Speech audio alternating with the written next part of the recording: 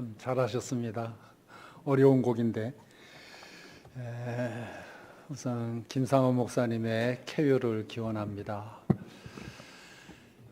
지난주에는 성도라는 것은 하나님의 말씀대로 살아가는 사람이다. 특별히 성경에 기록된 대로 그렇게 한 시간 한 시간 하루하루를 살아가는 사람들인데, 지난 한 주간 어떤 말씀이 여러분들을 주장하고 있었습니까? 내 영혼아 여호와를 송축하라. 그 모든 은택을 잊지 말지어다. 이 말씀을 읊조리고 사셨다면 마음이 늘 푸근하고 넉넉했을 텐데, 내가 세상 끝날까지 너와 항상 함께 있으리라. 그 말씀 붙들고 사셨다면 마음이 든든하셨을 텐데, 너희는 마음에 근심하지 말라. 하나님을 믿으니 또 나를 믿으라. 그 말씀 붙들었다면 용기가 100배 일어났을 텐데, 믿는 자에게는 능치 못함이 없느니라. 그 말씀 붙드셨다면 여러분은 씩씩하게 한 주를 사셨을 텐데, 어떤 말씀을 붙들고 사셨습니까? 말씀이 있기는 있었습니까? 그리고 또 한 가지, 어떤 찬송이 흥얼흥얼거리셨죠? 혹시 오늘 아침 갑자기 깜짝 놀라면서 주일이구나, 큰일 날 뻔했네, 그리고 나오신 분은 안 계시나요? 여러분, 성도는 날마다 하나님의 말씀으로 새롭게 되는 사람들입니다. 요한복음 15장 3절에 너희는 이미 내 말로 깨끗하여졌으니 그랬어요. 하나님의 말씀이 나를 깨끗하게 만들어 주십니다. 내 마음과 생각을 깨끗하게 하고요, 내 인격을 깨끗하게 하고요, 내 입술과 내 행동을 깨끗하게 하십니다. 그래서 그 말씀에 충만히 살다 보면 점점 예수님 닮아가는 그런 사람이 되어가는 거예요. 그래서 성도는 이 말씀으로 살아야 되는 것입니다. 오늘은 그 다음 말씀, 물과 성령으로 거듭난다고 했으니 오늘은 성령으로 거듭나는 것에 대해서 말씀을 드리겠습니다. 성령님께서 주의 백성들에게 늘 역사하고 계십니다. 성령님은 간섭하고 싶어 하십니다. 우리를 주장하고 싶어 하십니다. 성령님, 가까이 오지 마세요. 저하고 3m 거리에 떨어져 있어 주세요. 왜냐하면 성령님이 나를 사로잡으면 제 인생은 종치니까요. 내 인생이 재미없는 인생이 되니까요. 그러면서 성령님을 약간 거부하고 있지는 않은지 모르겠어요. 솔직히 고백하세요. 제가 다 알아. 대한민국 한국교회 성도들 성령 충만하기를 거부해요. 거기에 폭 빠지면 내가 완전히 다 손해보는 인생이 될까봐 적당히 성령님과 타협하는 수준에서만 그렇게 신앙생활을 하려고 하죠. 여러분, 예수님 부모님이 예수님을 데리고 예루살렘 성전에 올라가셨습니다. 왜 올라갔을까요? 물론 유대인의 관습에 따라서 올라간 점도 있지만 성경은 분명히 기록하고 있어요.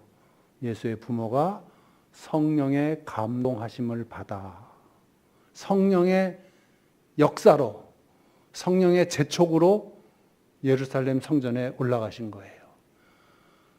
사도행전 21장에 보면 에베소에 있는 주의 제자들, 그땐 아볼로라는 사람이 에베소 교회 목사였는데, 그 아볼로에게 설교를 듣고 신앙생활하던 그 제자들에게 윗지방을 돌아다니던 사도 바울이 에베소에 도착했어요. 바울 사도 오셨다. 그래, 신앙생활 잘하고 있나? 네, 아볼로 목사님에게 잘 배우고 있습니다. 그래? 그때 사도 바울이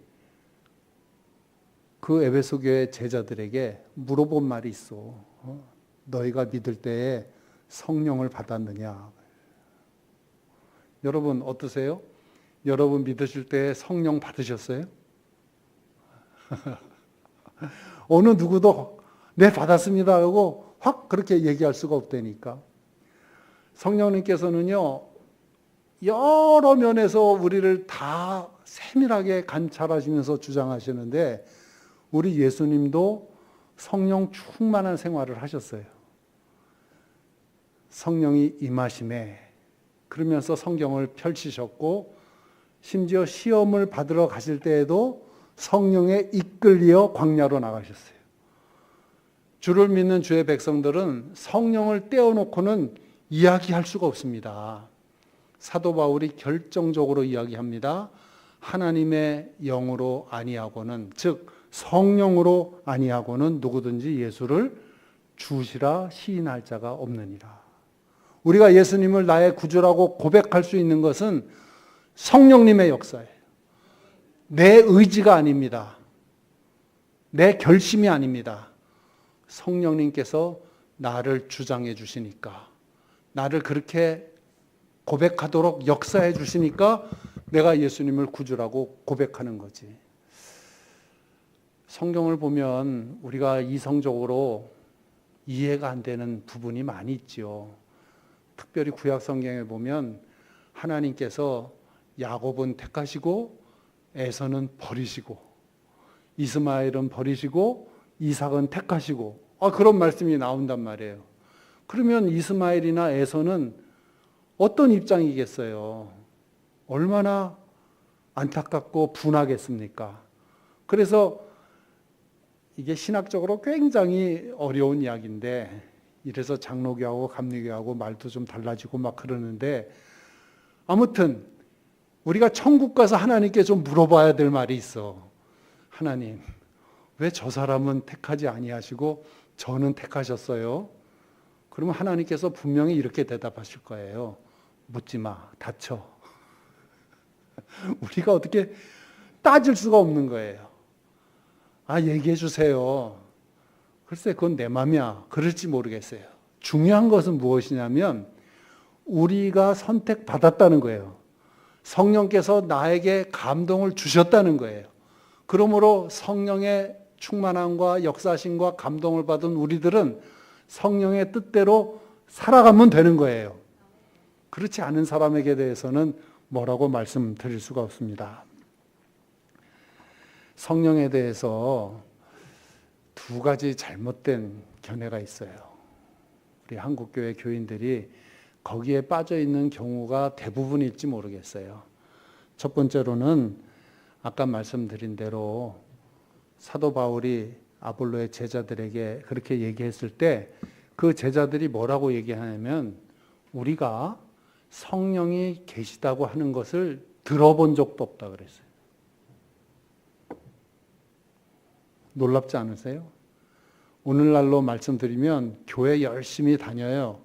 몇십 년 다녔어요. 근데 성령 그러면 성령이 뭐야? 아무것도 모르는 사람이에요.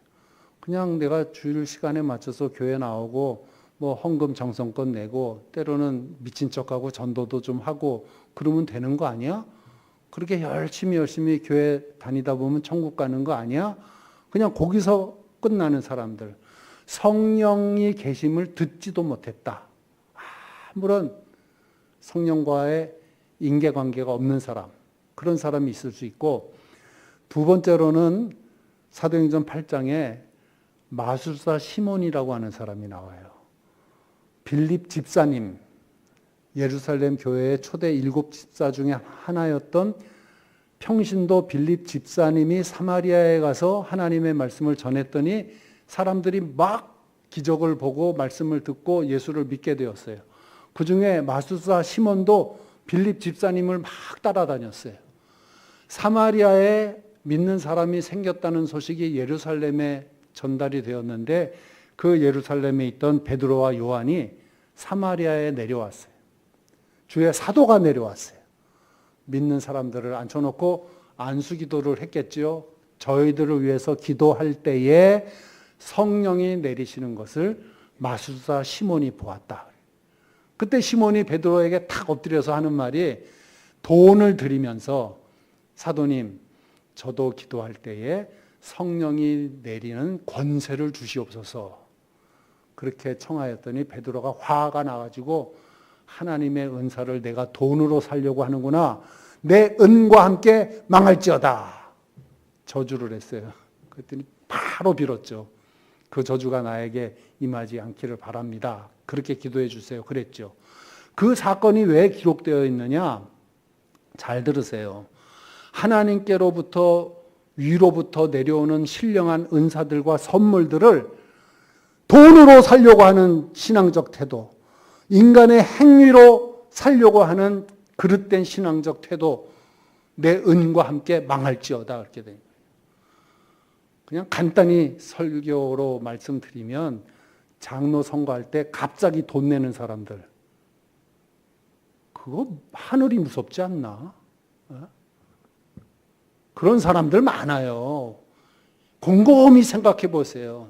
내가 하나님께 어떤 은혜를 간구하고 은사를 바랄 때에 내 행위로서 긍휼을 원하고 하나님의 자비를 원하고 그리고 은혜를 바라는 것이 아니라 거래하듯이 내가 잘하면 어떻게 하겠지 하는 그런 것으로 하나님께로부터 허락받으려고 하는 잘못된 신앙적 태도가 있지 않느냐.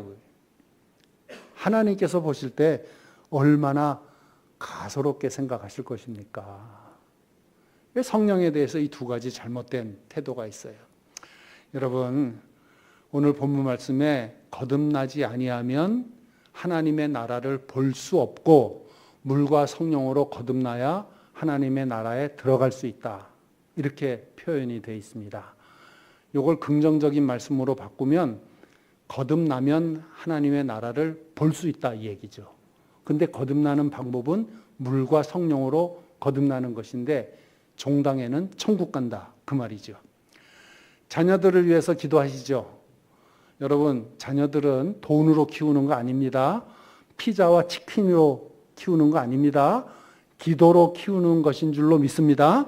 부모들은 하나님께서 맡겨주신 그 생명을 위해서 날마다 기도하셔야 됩니다. 기도로 키우는 거예요. 저도 둘 다 키워봤는데 정말 우리는 기도로 키웠어요. 놀라운 일들로 하나님께서 다 이루어 주셨어요. 정말 기도해야 되겠더라고요. 그런데 자녀를 위한 기도를 가만 들어보면 지혜롭게 해주세요. 뭐 그게 첫 번째인 것 같아. 한마디로 학교 가서 1등 하게 해달라는 거지. 그 다음에 건강하게 해주세요. 병치레하기 싫은 거지. 그 다음에 뭘 위해서 기도하는 거예요. 가장 현명한 기도는 하나님 사랑하는 우리 자녀 거듭나게 해주세요. 거듭나게 해주세요. 사람은 거듭나야 돼요. 사람은요 2번 태어나야 돼요. 한 번만 태어나서는 쓸모있는 사람이 될 수가 없어요. 하나님께 영광 돌리고 인류 공영에 이바지하는 귀한 사람이 되려면 거듭나야 돼요. 그래서 우리 조상들도요 어렴풋이 그걸 알았어요. 그래서 제사상을 딱 차리면 꼭 그 제사상에는 꼭 올려야 되는 과일 3가지가 있어요. 뭘까요? 2부 예배 시간에도 틀리게 얘기하던데 사과, 배, 복숭아 올려야 안 올려요? 복숭아 올리면 귀신 도망가지. 사과배 아니에요. 우리 조상들이 제사상에 올리는 그 과일 3가지 중에 하나는 밤, 대추, 감. 이 3가지예요. 밤은 왜 올리냐? 밤은 밤나무가 1000년이 돼도 그 뿌리를 캐보면 제일 뿌리 끝에 원래 심었던 밤 그 알털이 그냥 남아있대요. 그래서 조상을 늘 기억한다 그래서 밤을 심는 거고, 대추는 살아오 뭐 태풍이 불어도 매미 태풍이 불어도 대추 열매는 떨어지지가 않는데, 그러니까 종자가 많이 번성한다 그래서 대추를 올리는 것이고, 감이 문제예요. 감을 왜 올리냐? 감은 그냥 따먹으면 떨버서 못 먹어. 꼭 접붙임을 해야 된다. 새롭게 거듭나야 된다고. 그래야 먹는 감이 되는 거예요. 그러니까 우리 조상들도 그걸 알아가지고 우리 자손들 거듭나라 하는 뜻에서 감을 올렸던 거지. 근데 우리들은 성경 말씀에 그 말씀이 있고 주의 사도들과 주의 제자들과 목사님으로부터 거듭나는 것에 대해서 계속 말을 들었단 말이에요. 그러면 당연히 사랑하는 우리 자녀를 위해서도 기도할 때에 하나님 우리 자녀 거듭나게 해주세요. 그렇게 기도해야죠. 거듭난다는 게 뭘까? 철드는 거예요? 철드는 거? 누구 엄마 우리 애가 철들었어. 그래요. 어떤 일이 있었는데 글쎄 내 입에다가 자기 먹을 것을 이렇게 넣어주지 않아? 얼마나 행복했는지 몰라. 그렇지 뭐. 대견하지. 그러면 철든 거예요? 청소년 때 정신 차려라. 너 정신 차려서 공부해라. 그래서 애가 딱 정신을 가다듬고 책상머리에 앉아서 공부했어요. 거듭난 거예요? 중년이 되고 청장년이 되어서 내가 결심을 하고 김유신 장군처럼 내가 다시는 기생집에 들어가지 아니하리라. 말에 목을 베면서까지 내가 청관녀의 집에 안 간다. 그렇게 마음먹으면 거듭난 거예요? 그런 뜻이 아니란 말이에요. 거듭난다고 하는 것은 영어로 born again 그렇게 되어 있는데 이 again, 다시라고 하는 말이 헬라어로 두 가지가 있어요. 파란이라고 하는 말이 있고 아노덴이라는 말이 있는데 파란은 그냥 again, 다시 했다.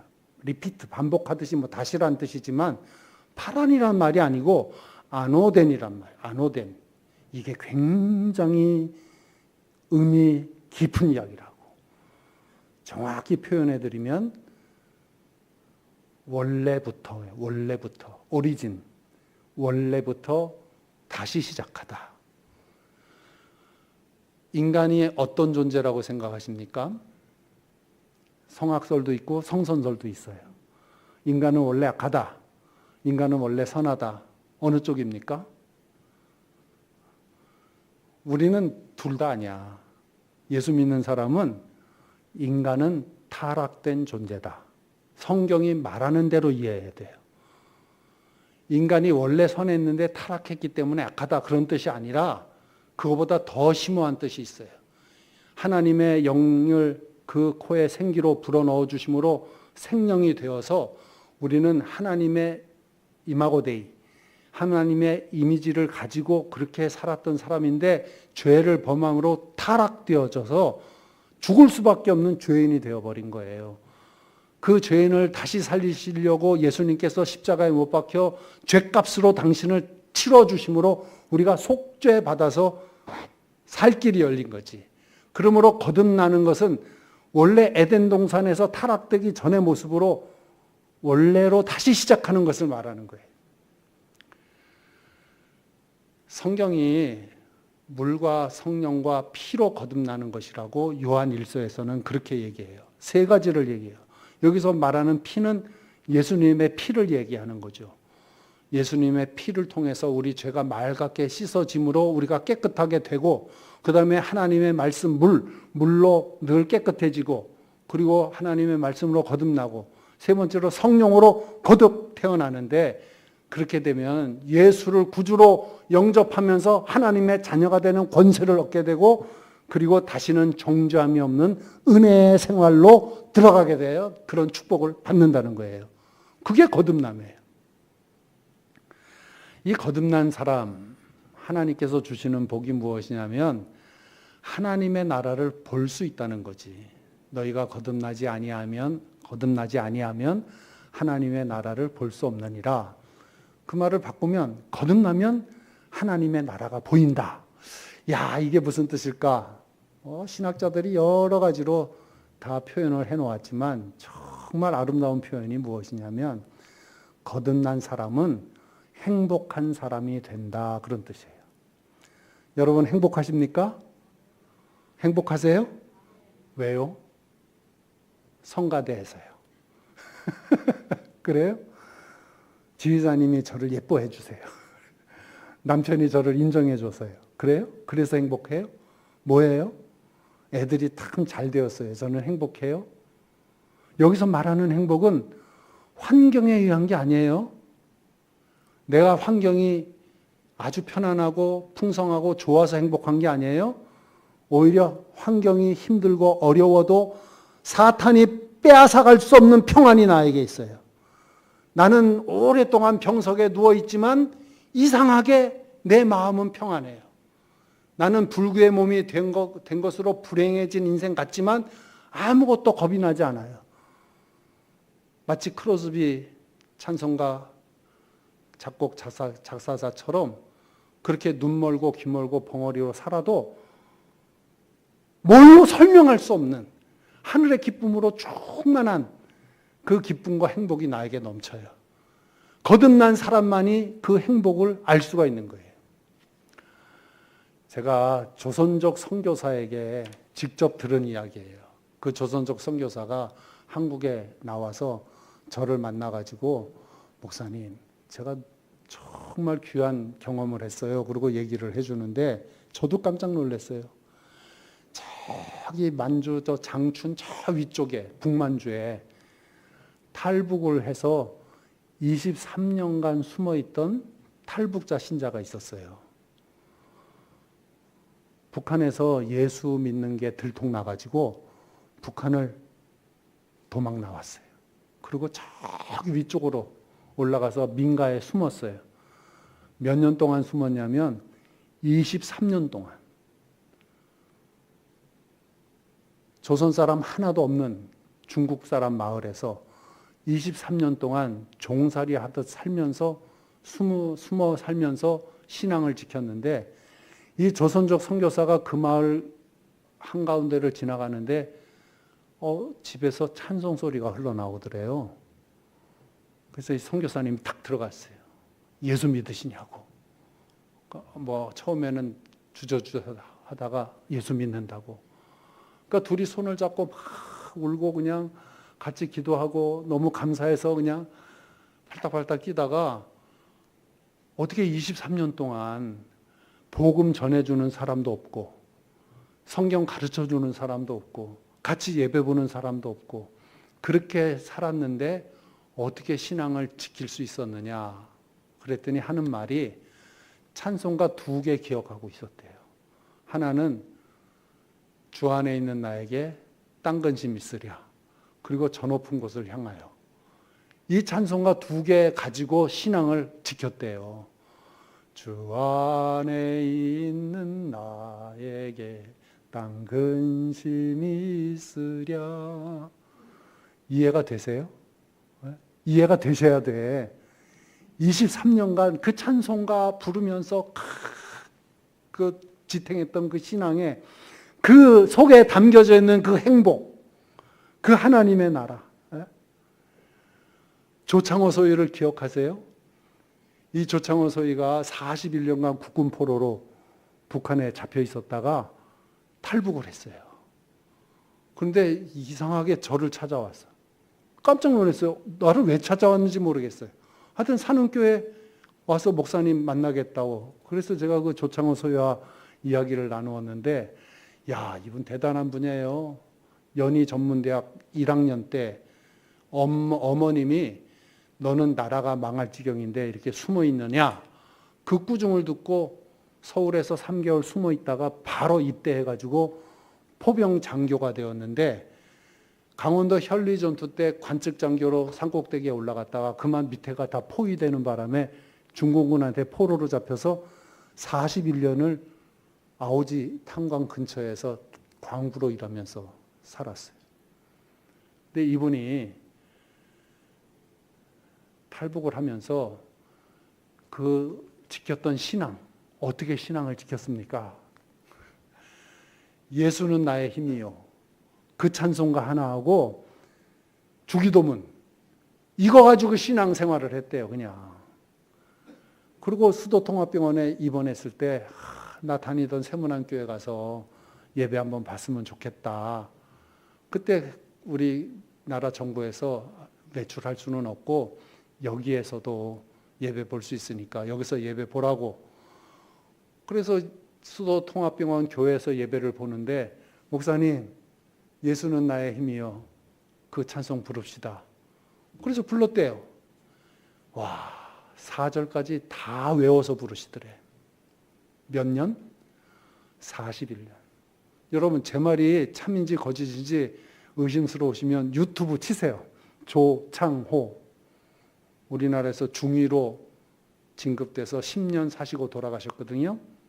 세문안교회에 그 조창호 청년의 교족부가 아직 있더라고. 놀랍죠. 그 사람들이 그 어려운 환경에서도 하나님의 나라를 잃지 않고 그렇게 신앙을 붙들고 살 수 있었던 것은 거듭났기 때문에 그래요. 거듭났기 때문에. 물과 성령으로 거듭나는 것은 천국에 들어가는 필수 조건이면서 충분 조건이에요. 거듭나야만 천국에 가는 것입니다. 그러면 어떻게 하면 우리가 성령 충만한 사람이 될까? 성령이 주장하는 사람이 될까? 어떻게 하면 성령으로 거듭나는 사람이 될까? 무엇보다도 죄에 대해서 통분하는 마음이 있어야 돼요. 오늘 집사님 기도하시는데 그렇게 기도하셔서 깜짝 놀랐어요. 이 일부 예배 때 설교를 들으시고 기도한 건가? 어쩌면 설교 내용에 그대로 들어가 있을까? 깜짝 놀랐어요.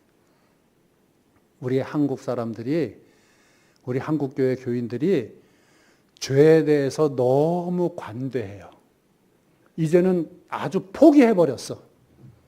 옛날에는 요만한 죄에도 바들바들 떨면서 하나님께 회개기도 하고 그랬는데 지금은 하나님 이 정도는 죄도 아니죠 그러는 것 같아.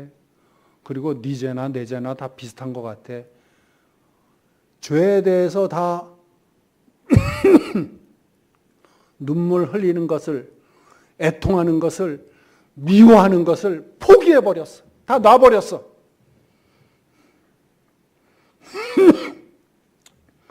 인간이 얼마나 큰 죄인인가, 여기에 대해서 여러분 성경 말씀을 깊게 보셔야 돼요. 예수님께서 뭐라고 말씀하셨나? 독사의 자식들아, 너희는 악하니 어떻게 선한 말을 할 수 있느냐? 이는 마음에 가득한 것으로 입으로 말함이라. 또 말씀하시기를 속에서 곧 사람의 마음에서 나오는 것은 악한 생각, 곧 음란과 도둑질과 살인과 간음과 탐욕과 악독과 속임과 음탕과 질투와 비방과 교만과 우매함이니 이 모든 악한 것들이 다 속에서 나와 사람을 더럽게 하느니라. 여러분이 예수님의 책망의 말씀을 들으면 부끄러워서 어쩔 수가 없어. 아무리 점잖은 척, 선비인 척, 무슨 성인인 척 앉아있지만 내 죄를 내가 알렸다. 우리 속에 얼마나 악한 마음과 잔인한 생각들이 나를 지배하고 있는지. 이 깍쟁이들아, 교회 다니기가 무섭다 정말. 교회 오면 포근하고 사랑스럽고 용서받는 마음이 있고 좀 그래야 되는데 교회가 더 무서워. 성도님들이 감사헌금을 냅니다. 여러분 감사헌금 저기 해인정상가 부산에 해변가에 있는 그 절 있잖아요. 거기 일주문 지나서 들어가 보니까 그 시주통이 한 200개가 있더라고. 보니까요, 아기 임신, 돌, 100일, 그 입학 시험 해가지고 그 시주통에 돈 넣는 이유가 200가지가 있더라고. 그래서 우리 교회도 200통을 해놓을까? 그러면 헌금 좀 들어올래나? 어때요? 여러분 감사헌금 내는 그 조건들 여러분 다 한번 생각나는 대로 써보세요. 그리고 한번 보세요. 다 세상적인 거지. 제가 교인들에게 그래요. 여러분 이런 것도 감사해야 되지만 이런 거 한번 감사해 보세요. 목사님 말씀 듣고 제가 죄를 깨달았습니다. 제가 말씀 듣고 용서받은 죄인이라는 것을 알았습니다. 말씀 듣고 내가 이런 걸 깨달아서 내가 조그맣지만 예수님 흉내를 낼 수 있게 되었습니다.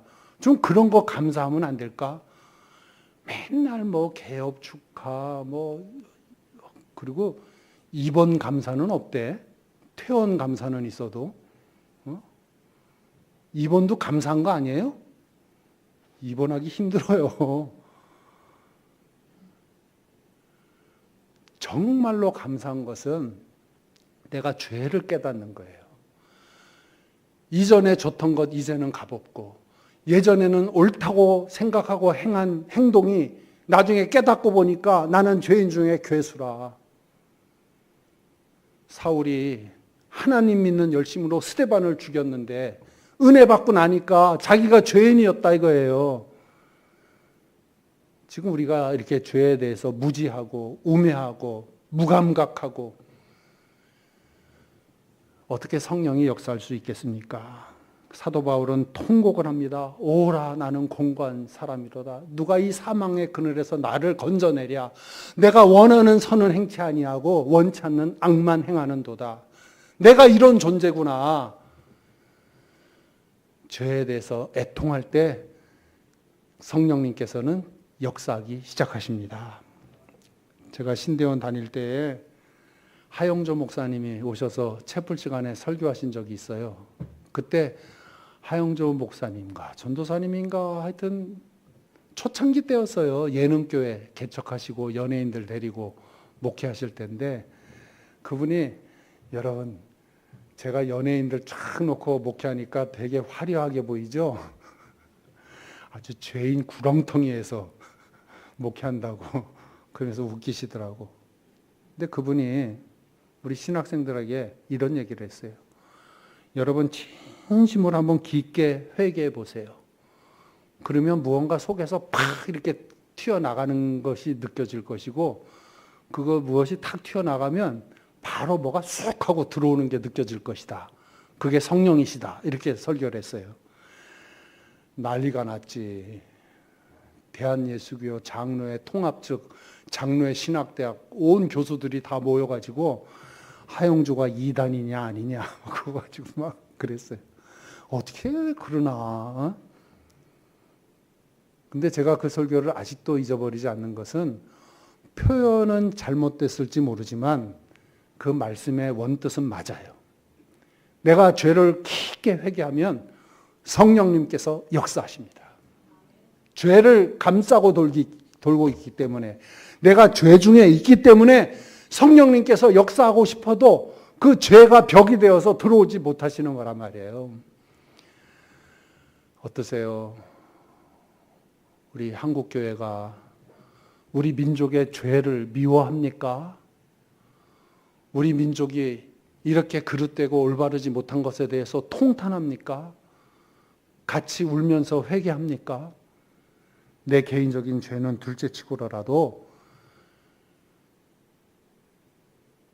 우리 민족이 저지른 죄, 하나님의 말씀을 떠나버린 한국 교회의 죄, 이런 것에 대해서 애통하는 마음이 있을 때에 그때 비로소 구원의 빛이 비치기 시작하는 거예요. 육으로 난 것은 육이요 성령으로 난 것은 영이라. 육에 속한 사람은 하나님의 성령의 일을 받지 아니하나니 저에게는 미련하게 보이며 또 깨닫지도 못하나니 이런 이는 영적으로야 분별함이니라. 성령으로 거듭난 사람들, 그 사람들이 성령을 따라 행하는 것이지 이 거듭나지 못한 사람들이 육에 속한 사람으로 그냥 남아있으면 항상 자기 정욕에 따라서 가는 거예요. 말하는 것도 그렇고 먹는 것도 그렇고 행하는 것도 그렇고 뭐든지 다 육에 속한 사람으로 따라다니니까 하나님을 기쁘시게 못하는 것입니다. 다윗이요 밧세바와 동침함으로 범죄한 사람이 되었어요. 나단 선지자가 와서 네가 죄인이다 하고 고발하니까 다윗이 화들짝 놀라가지고 회개하기 시작합니다. 침상에 올라가서 눈물을 펑펑 쏟으면서 그러면서 시편 51편을 쓰는 거예요. 여러분 그 말씀 중에 가장 중요한 말이 뭔지 아세요? 다윗은 간절히 기도합니다. 나에게서 성신을 거두지 마옵소서. 나에게서 성령이 떠나가는 것이 얼마나 무서운 것이라는 것을 다윗은 알고 있는 거예요. 성령님이 나를 주장할 때는 자기는 하프를 켜면서 찬송을 부르고 골리앗 앞에 나가서 물맷돌을 던지면서 비록 아둘람굴에서 숨어 지내지만은 여전히 여호와를 찬송하면서 여호와의 성전을 그렇게 기리는 사람으로 살았지만은 하나님의 성령이 떠나가면 자기가 비록 다윗 왕궁에 있다고 할지라도 비참한 사람이 된다는 것을 다윗은 알고 있었던 거죠. 그래서 다윗은 계속 기도합니다. 하나님이여 내 속에 정한 마음을 창조하시고 내 안에 정직한 영을 새롭게 하여 주시옵소서. 성령으로 거듭나는 것을 이야기하는 거예요. 여러분, 죄를 미워하셔야 됩니다. 그리고 깊게 회개하셔야 됩니다. 그리고 주의 성령을 떠나지 말게 하시고 그의 주의 성령이 내 속에 들어와 정직한 영을 새롭게 하여 주시옵소서 기도하여야 됩니다. 그래야 거듭나는 거예요. 제가 다시 한번 묻습니다. 성령 충만하기를 원하십니까? 간절히 원하셔야 돼요. 간절히. 적당히가 아니에요. 나를 다 내어드리는 결심이 있어야 돼요. 그래, 이왕 믿는 거 한번 화끈하게 좀 믿어보자. 주의 성령이시여, 제가 회개합니다. 저는 죄인이었습니다. 예수 그리스도의 구주의 보혈의 피로 깨끗해진 줄로 믿습니다. 내가 예수님을 구주로 영접합니다. 나는 이제 새 사람이 되겠습니다. 성령께서 나를 주장해 주시옵소서. 순종하겠습니다. 그러면 거듭난 사람 되는 것이고 성령으로 충만케 되는 사람이 되는 거예요. 95%가 교회 다니는 사람 95%가 성령 충만 잠깐 되기, 아직은 내 맘대로 그러고 살고 있다는 거예요. 주님께서 말씀하십니다. 너희가 악할지라도 좋은 것으로 자식에게 줄 알거든 하물며 하늘에 계신 하나님이 너희에게 좋은 것을 주시지 않겠느냐 하시면서 성령을 주시지 않겠느냐 그렇게 얘기했어요. 그러므로 성령을 구하시면 주실 줄로 믿습니다. 성령의 바람이 불어야지. 저는 아천동 교회에 그와 같은 성령의 바람이 불기를 간절히 소원합니다. 1957년도에 미국이 소위 말하는 히피족, 그 히피 바람이 불어가지고 아주 나라가 난장판이 됐어요. 청년들은 다 머리를 여자처럼 기르고 찢어진 청바지 그때 입고 말이에요. 그리고 뭐 하비메탈 기타를 들고 치면서 거리에서 마약을 대마초를 피면서 막 미국을 전체를 다 타락의 길로 끌고 갈 때 그때 미국 교회도 긴장했어요. 야, 어떻게 하면 이 청년들을 살릴 수 있을까? 어떻게 하면 이 나라를 살릴 수 있을까? 그래서 미국 교회가 수많은 돈을 썼습니다. 엄청난 사업들을 많이 했어요. 마치 지금 한국 교회가 그러는 것처럼 한국 교회가 청년들 살려보겠다고 강단 다 허물고 그리고 뭐 낙원상가 가서 모든 악기들 다 사다가 거기만 부자 됐지 뭐. 모든 교회들마다 그냥 뭐 신디사이즈에 드럼에다가 앰프에다가 뭐에다가 신나게 두들기고 드럼 두들기면서 찬양한다고 하는데 찬양하는 사람치고 헌금 내는 놈들이 없다니까. 제가 말씀드렸죠. 제가 옹기장이를 만든 사람이라고. 찬양 사역자들 제가 다 데리고 다녀봤어요. 찬양 충만하지 절대로 말씀 충만하지 않아. 교회가 어떻게 해서든지 해보려고 이것도 해보고 저것도 해보고 다 해봤지만 안 되잖아요. 원인 파악이 잘못된 거야. 미국 교회가 뭐 한 줄 아세요? 다 손 놓고 기직맥진해서 포기했을 때 어느 대학교의 청년 몇 사람이 집더미 위에 올라서 무릎 꿇고 기도하기 시작했어요. 불과 뭐 7사람이라는 말도 있고 11사람이라는 말도 있는데 20대 청년 대학생들이 집더미 위에서 덤불 위에서 무릎 꿇고 기도했습니다. 그것이 그 유명한 집더미 위의 기도운동이에요. 성령의 바람이 불었습니다. 하나님께서 그 기도 모임에 성령을 부어주셨습니다. 수많은 히피족들과 거리의 사람들이 교회로 돌아오기 시작했어요. 아천동 교회에 이와 같은 기도 모임이 있으시기를 바랍니다. 특별히 우리 청년들이 그렇게 하셔야 됩니다. 모여서 기도하십시오. 성령의 바람을 불러 일으켜 주시옵소서. 우리 민족이 살기 위해서는, 우리 교회가 살기 위해서는 한 사람 한 사람 다 성령으로 거듭난 사람들이 돼야 되겠다. 성령 충만한 사람이 돼야 되겠다. 이 간절한 소원이 기도가 되어서 하나님께 올려질 때에 이 교회는 크게 부흥될 것이고 우리나라는 살아날 줄로 믿습니다. 이와 같은 일에 주인공들 되시는 성도가 되셔야 되겠습니다. 기도하십시다. 하나님 아버지 감사합니다.